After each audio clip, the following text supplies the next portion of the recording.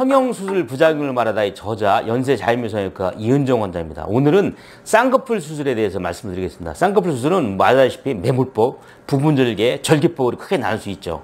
그래서 오늘은 이 수술에 대해서 어떻게 어떤 때 매몰법을 하고 어떤 때 부분절개, 어떤 때 절개법을 하는지 한번 말씀을 진행을 시켜보겠습니다.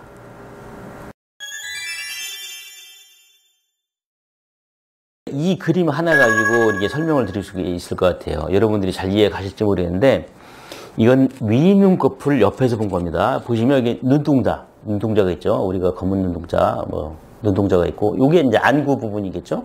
그리고 옆에서 보니까 이것이 눈썹이죠, 눈썹. 우리가 이렇게 눈에 보면 이 검판이라는 부분이 있습니다. 검판. 우리가 상안검, 하안검 할 때 검이 이게 눈을 얘기하는데 눈이 판이다. 이것을 옆에서 보면 이렇게 검판이, 사실 우리가 눈을 이렇게 뒤집으면 아래에 초생달 모양의 판이 있습니다. 그것을 검판이라고 하고, 이 검판 상단에는 이와 같이 눈을 뜨게 하는 근육이 붙어 있어요.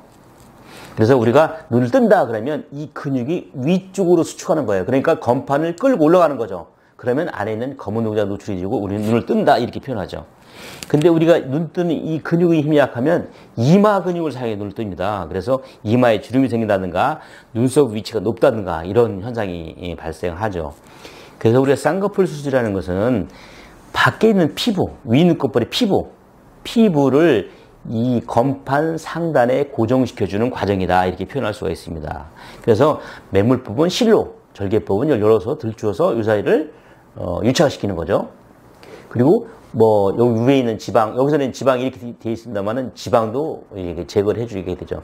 근데 제가 항상 강조하는 것인데 쌍꺼풀 수술은 매몰법, 부분절개, 절개법 이것이 전부입니다. 쌍꺼풀 수술 자체만으로는. 왜냐하면 쌍꺼풀 수술은 이렇게 여기 결속을 시켜주는 과정이기 때문에 결속을 시켜주면 이것이 끌고 올라가서 여기를 기점으로 해서 이건 덮어서 쌍꺼풀이 형성이 되는 것이죠. 그래서 우리가 쌍꺼풀 수술하고 결과가 예쁘려고 하면 반드시 이 눈 뜨는 근육의 힘이 강해야 돼요. 이 힘이 약하면 우리 아까 이마로 뜬다고 말씀드렸지 않습니까? 그런 분들 쌍꺼풀 수술하면 쌍꺼풀이 자꾸 풀립니다. 절개를 해도 풀려요. 그리고 더 중요한 것은 풀리지 않으면 졸린 눈이 되고 또 쌍꺼풀이 두껍습니다. 우리가 소세지라고 하죠.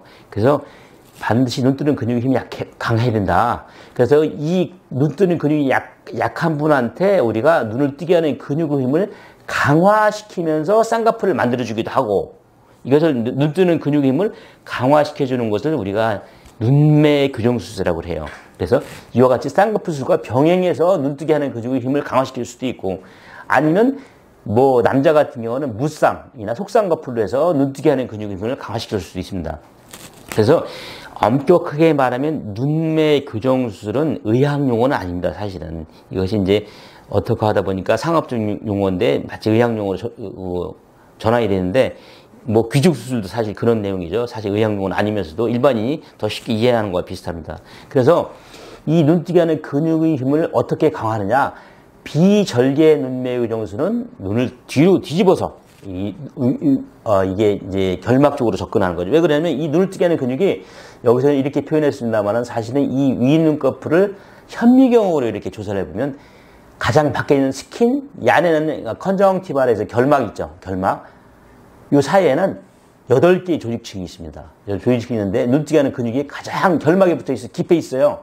그래서 우리가 비절개 눈매 교정술은 눈을 뒤로 해서 뒤로 뒤집어서 결막 뒤에 접근하는 것이고 절개 눈매 교정술은 앞에서 열어서 접근해서 이 눈뜨게 하는 근육에 접근하는 것이죠. 근데 어떤 때는 눈 뜨는 근육의 힘이 정도가 아주 약한 경우가 아닌 경우, 다시 말씀드리면 눈 뜨는 근육 힘이 아주 약한 경우는 우리가 안검하수라고 합니다. 사실 안검하수. 누구 옛날에 유명한 마라토너 선수도 있고 막 그랬습니다. 안검하수라고 해요. 그분도 이제 인터뷰 하시는 거 보면 자기는 쌍꺼풀 수술만 3번 했다, 4번 했다 이렇게 말씀하시는데 그분이 하신 건 여기만 한 거야. 이것을 매몰로 했다, 부분절개로 했다, 절개, 요거만 한 거예요. 사실은 이 힘이 중요한데 이것을. 그래서 우리가 안검하수, 눈 뜨는 근육이 이 근육이 현저히 약할 때는 대개는 절개를 해서 접근해서 이 근육을 우리가 강화시켜줘. 강화시킨다고 제가 표현했는데 사실은 근육의 힘을 우리가 단축을 시켜주죠. 근육. 우리가 근육이 우리 밧줄이 긴 것이 너무 늘어져 있으면 이쪽에서 여기서 당기는 동력을 주어도 쉽게 여기까지 전달이 안 되죠. 그래서 이것을 짧게 해주면 위에서 당겨주는 근육이 바로바로 전달이 되니까 눈뜨기가 훨씬 수월해집니다. 그래서 느슨해진 근육을 우리가 좀 더 단축을 시켜서 눈뜨게 하는 근육 힘을 강화시켜 주는 것을 우리가 눈매교정술이라고, 이것은 비절개로 하기도 하고 절개로 하기도 한다. 절개로 할 때는 안검하수처럼 눈 뜨는 근육의 힘이 현저하게 약할 때, 그렇지 않을 때는 우리가 비절개, 눈 뒤로 해서 결막 쪽으로 접근할 수 있다. 그 이유는 눈뜨게 하는 근육이 결막 쪽에 가깝기 때문이다.